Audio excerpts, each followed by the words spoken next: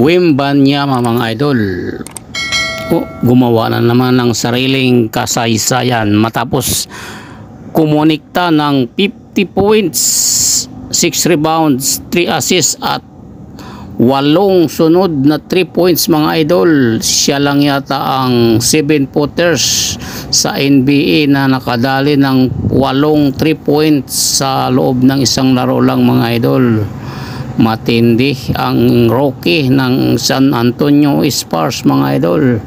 Eto na nga mga idol, inumpisa na agad ni Wembanyama ng 2 3 points at isang salampak mga idol upang tapusin ang Houston Rockets 130-139 mga idol.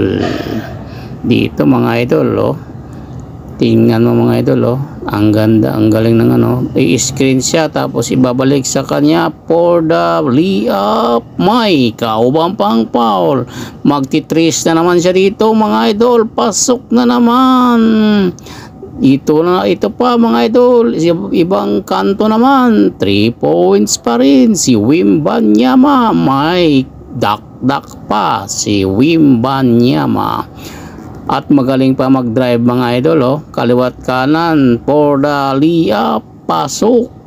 50 points nga ang ginawa ng mamang ito mga idol, napakalupit. 3 points na naman sa kabilang court nila, pasok na naman, walang pinipiling kanto mga idol si Wembanyama.